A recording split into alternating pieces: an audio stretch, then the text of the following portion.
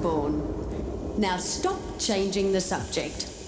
Listen, I haven't got much time and we've really got to talk. I mean, I am your mother after all. Hang on, Australia. I haven't even got my face on yet. That's better. You see, it's your behaviour I'm worried about, dear. Lately it's been getting worse and worse, hasn't it? You're making life hell for the others, you know. Whales, for example. Why don't you pick on creatures your own size? Well, I suppose you do that, don't you?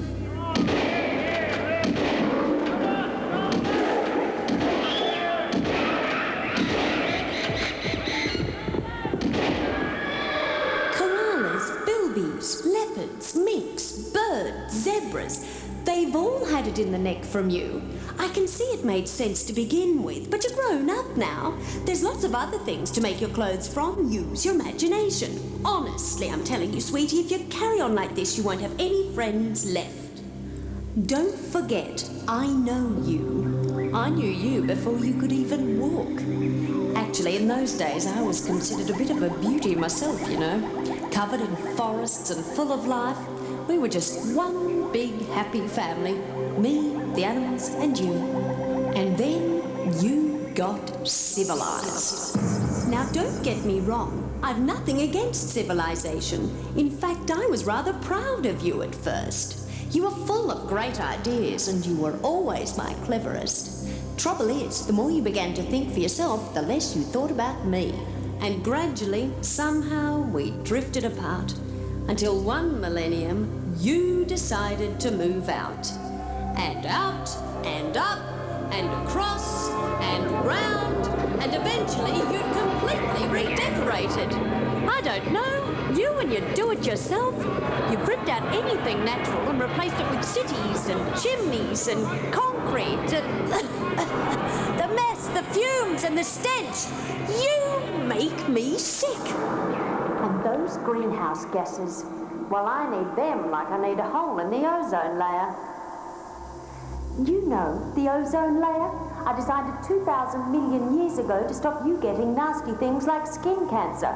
I don't know why I bothered. Oh, and on to personal habits, love. You know, you have grown recently, up to 5 billion at the last count. So guess where most countries put all that, well, you know, the extra sewage and waste. Oh, yes, you should have guessed. Very civilized. Don't you think you're just a bit too big to be, well, plopping in the oceans? Oh, well, so much for life in the sea. You've even messed in my underground springs, which was a horrible shock.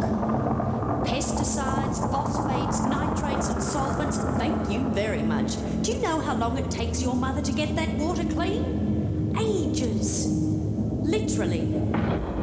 You still drink it though, don't you? Idiot. Forget about potty training, sweetheart. You need planet training. And as for the topsoil, yes, topsoil, don't tut. Topsoil is very important.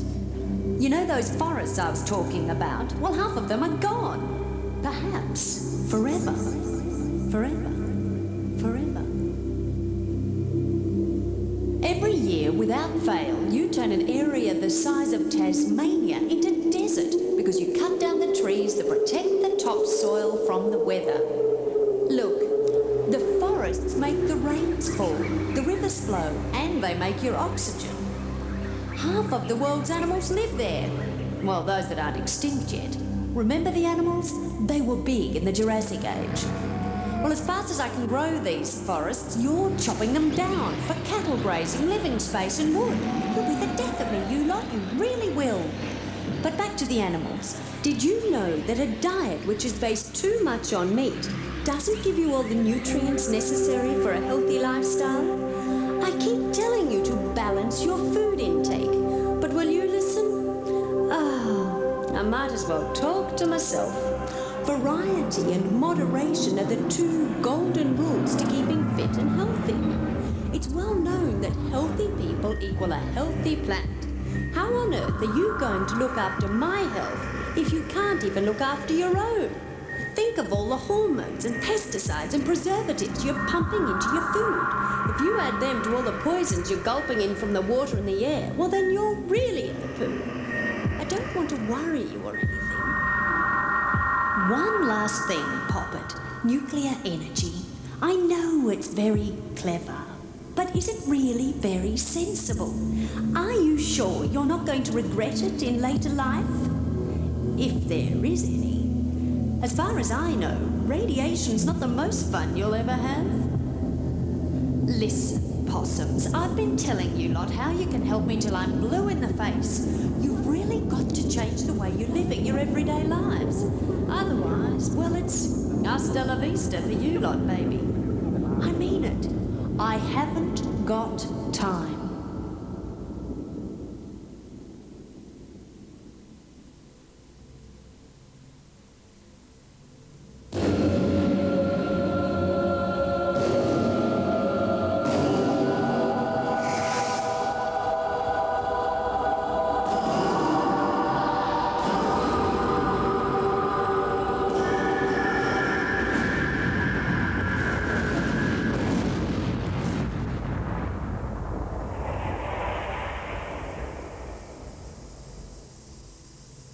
Hello, yes, I'm back. Let's face it, you've been dumping in your own pants on a global scale, really, haven't you?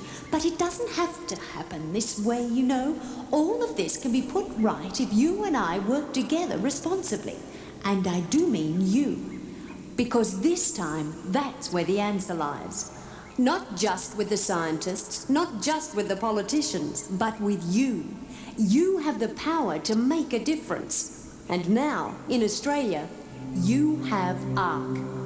ARC is for people and businesses who want to do something. So be smart and play your part. After all, millions of you doing small things can achieve big things. And it would be nice to go round the other way. You know, just once every 5,000 million years. Hey, who did that? Mr. Director? Could you turn the lights back on, please? I haven't even started to talk about recycling, waste reduction, public transport. You know, the positive things you can do.